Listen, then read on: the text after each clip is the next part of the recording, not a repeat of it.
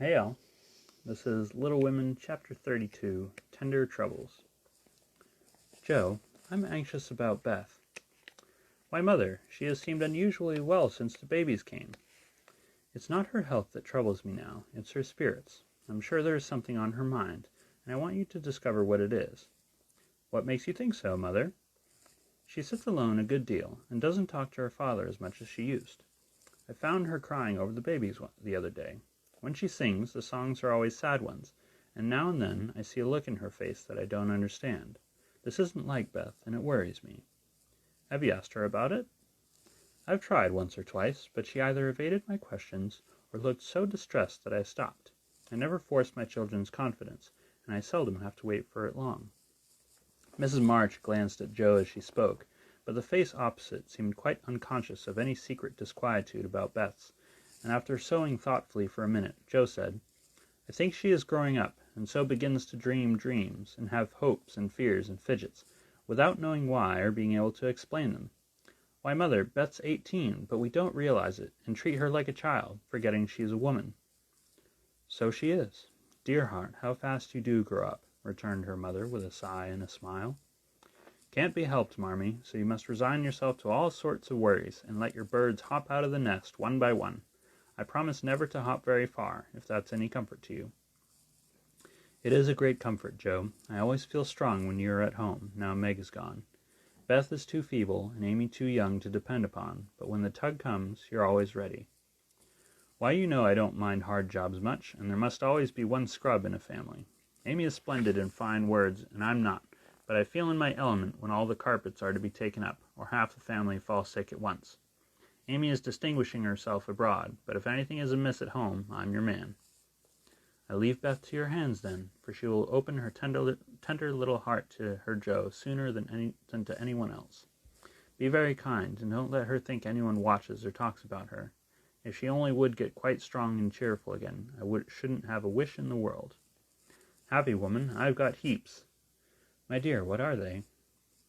I'll settle Bethy's troubles, and then I'll tell you mine. They're not very wearing, so they'll keep. And Joe stitched away with a wise nod which set her mother's heart at rest about her for the present at least. While apparently absorbed in her own affairs, Joe watched Beth, and after many conflicting conjectures, finally settled upon one which seemed to explain the change in her. A slight incident gave Joe the clue to the mystery, she thought, and lively fancy, loving heart did the rest. She was affecting to write busily one Saturday afternoon, when she and Beth were alone together. Yet as she scribbled, she kept her eye on her sister, who seemed unusually quiet. Sitting at the window, Beth's work often dropped into her lap, and she leaned her head upon her hand, in a dejected attitude, while her eyes rested on the dull autumnal landscape. Suddenly someone passed below, whistling like an operatic blackbird, and a voice called out, All serene? Coming in tonight. Beth started, leaned forward, smiled and nodded, watched the passer-by till his quick tramp died away, then said softly as if to herself, How strong and well and happy that dear boy looks. Said Joe, still intent upon her sister's face, for the bright color faded as quickly as it came, the smile vanished, and presently a tear lay shining on the window ledge. Beth whisked it off and glanced apprehensively at Joe, but she was scratching away at a tremendous rate, apparently engrossed in Olympia's oath. The instant Beth turned, Joe began her watch again, saw Beth's hand go quietly to her eyes more than once, and in her half-averted face read a tender sorrow that made her own eyes fill.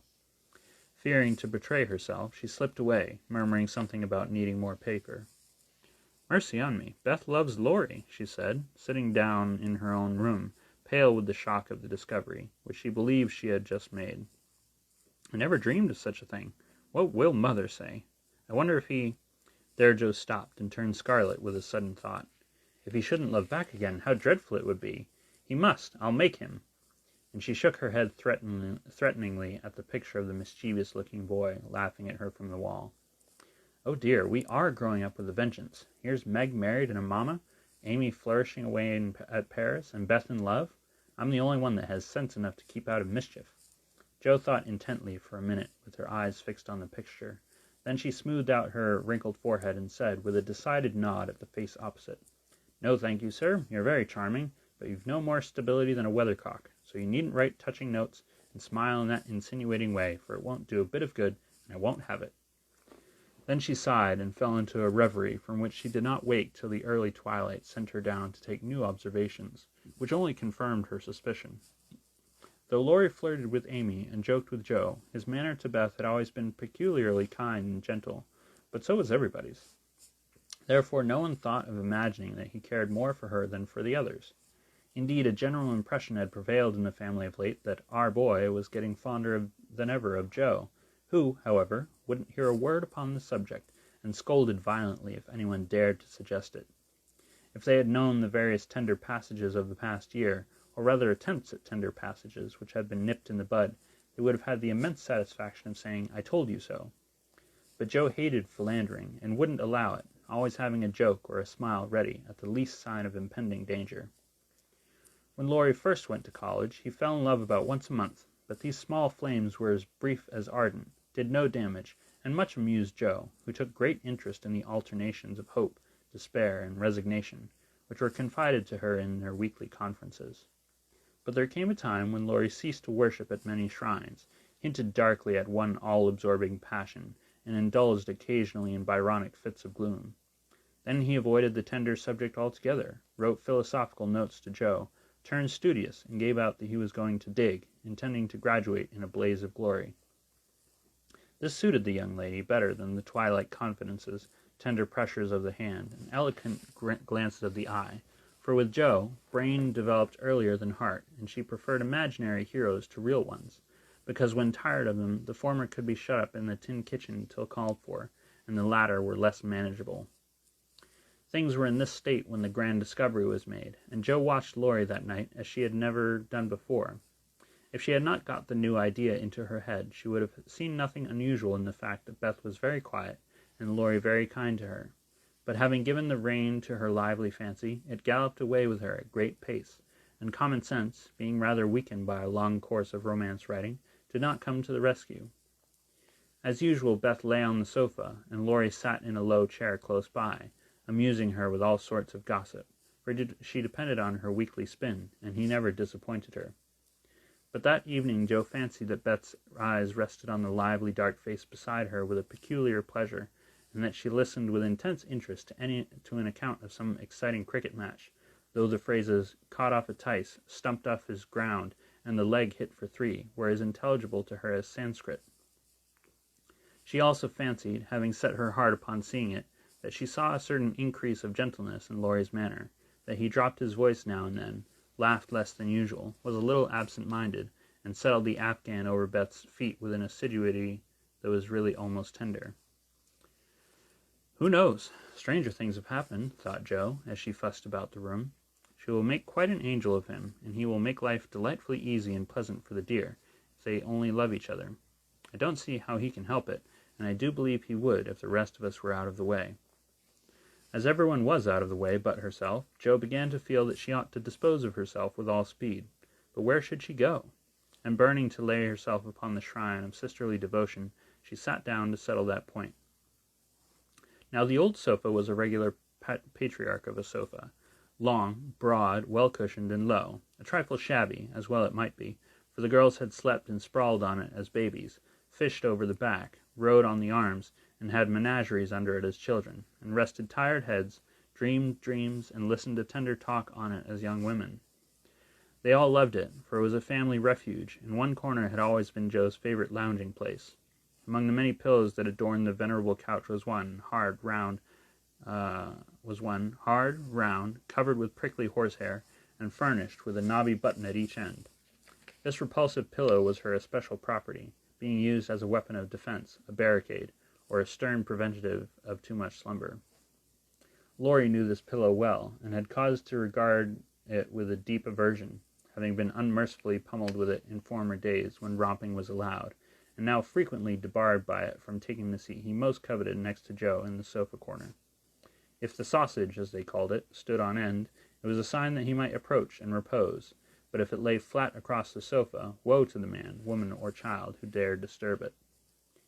That evening Joe forgot to barricade her corner, and had not been in her seat 5 minutes before a massive form appeared beside her, and, with both arms spread over the sofa back, both long legs stretched out before him, Laurie exclaimed with a sigh of satisfaction, "Now this is filling at the price." "No slang," snapped Joe, slamming down the pillow. But it was too late. There was no room for it, and coasting onto the floor, it disappeared in a most mysterious manner. "Come, Joe, don't be thorny. After studying himself to a skeleton all the week, a fellow deserves petting and ought to get it." "Beth will pet you. I'm busy." "No, she's not to be bothered with me. But you like that sort of thing, unless you've suddenly lost your taste for it. Have you? Do you hate your boy and want to fire pillows at him?" Anything more wheedlesome than that touching appeal was seldom heard, but Joe quenched her boy by turning on him with a stern query. "How many bouquets have you sent Miss Randall this week?" "Not one, upon my word. She's engaged. Now then." "I'm glad of it. That's one of your foolish extravagances, sending flowers and things to girls for whom you don't tear 2 pins," continued Joe reprovingly. "Sensible girls for whom I do care whole papers of pins won't let me send them flowers and things, so what can I do? My feelings must have a vent. Mother doesn't approve of flirting, even in fun, and you do flirt desperately, Teddy." "I'd give anything if I could answer, 'So do you.' As I can't, I'll merely say that I don't see any harm in that pleasant little game, if all parties understood that it's only play." "Well, it does look pleasant, but I can't learn how it's done. I've tried, because one feels awkward in company not to do as everyone else is doing, but I don't seem to get on," said Joe, forgetting to play the mentor. "Take lessons of Amy. She has a regular talent for it." "Yes, she does it very prettily, and never seems to go too far. I suppose it's natural to some people to please without trying, and others to always say and do the wrong thing in the wrong place." "I'm glad you can't flirt. It's really refreshing to see a sensible, straightforward girl, who can be jolly and kind without making a fool of herself. Between ourselves, Joe, some of the girls I know really do go on at such a rate I'm ashamed of them. They don't mean any harm, I'm sure, but if they knew how we fellows talked about them afterward, they'd mend their ways, I fancy." "They do the same, and as their tongues are the sharpest, you fellows get the worst of it, for you are as silly as they, every bit. If you behaved properly, they would, but, knowing you like their nonsense, they keep it up, and then you blame them." "Much you know of it, ma'am," said Laurie in a superior tone. "We don't like romps and flirts, though we may act as if we did sometimes. The pretty modest girls are never talked about, except respectfully, among gentlemen. Bless your innocent soul, if you could be in my place for a month, you'd see things that would astonish you as a trifle. Upon my word, when I see one of those harum-scarum girls, I always want to say with our friend Cock Robin, 'Out upon you, fie upon you, bold-faced jig!'" It was impossible to help laughing at the funny conflict between Laurie's chivalrous reluctance to speak ill of womankind and his very natural dislike of the unfeminine folly of which fashionable society showed him many samples. Joe knew that young Lawrence was regarded as a most eligible party by worldly mammas, was much smiled upon by their daughters, and flattered enough by ladies of all ages to make a coxcomb of him, so she watched him rather jealously, fearing he would be spoiled, and rejoiced more than she confessed to find that he still believed in modest girls. Returning suddenly to her admonitory tone, she said, dropping her voice, "If you must have a went, Teddy, go and devote yourself to one of the pretty modest girls, whom you do respect, and not waste your time with silly ones." "You really advise it?" And Laurie looked at her with an odd mixture of anxiety and merriment in his face. "Yes, I do, but you'd better wait till you're through college, on the whole, and be fitting yourself for the place meantime. You're not half good enough for, well, whoever the modest girl may be." And Joe looked a little queer likewise, for a name had almost escaped her. "That I'm not," acquiesced Laurie, with an expression of humility quite new to him, as he dropped his eyes, and absently wound Joe's apron tassel around his finger. "Mercy on us, this'll never do," thought Joe, adding aloud, "Go and sing to me. I'm dying for some music, and I always like yours." "I'd rather stay here, thank you." "Well, you can't. There isn't room. Go and make yourself useful, since you are too big to be ornamental." "I thought you hated to be tied to a woman's apron string," retorted Joe, quoting a certain rebellious words of his own. "Oh, that depends on who wears the apron," and Laurie gave an audacious tweak at the tassel. "Are you going?" demanded Joe, diving for the pillow. He fled at once, and the minute it was well, up with the bonnets of Bonnie Dundee, she slipped away to return no more till the young gentleman had departed in high dudgeon. Good Lord. Joe lay long awake that night, and was just dropping off when the sound of a stifled sob made her fly to Beth's bedside, with the anxious inquiry, "What is it, dear?" I thought you were asleep, sobbed Beth. Is it the old pain, my precious? No, it's a new one, but I can bear it, and Beth tried to check her tears. Tell me all about it, and let me cure it, as I often did the other. You can't. There's no cure. There Beth's voice gave way, and clinging to her sister, she cried so despairingly that Joe was frightened. Where is it? Shall I call Mother? Beth did not answer the first question, but in the dark one hand went involuntarily to her heart, as if the pain were there. With the other she held Joe fast, whispering eagerly, No, don't call her, don't tell her. I shall be better soon. Lie down here and pour my head. I'll be quiet and go to sleep. Indeed I will. Joe obeyed, but as her hand went softly to and fro across Beth's hot forehead and wet eyelids, her heart was very full, and she longed to speak.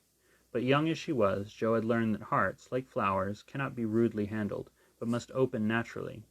So though she believed she knew the cause of Beth's new pain, she only said, in her tenderest tone, Does anything trouble you, dearie? Yes, Joe, after a long pause. Wouldn't it comfort you to tell me what it is? Not now, not yet. Then I won't ask, but remember, Bethy, that Mother and Joe are always glad to hear and help you if they can. I know.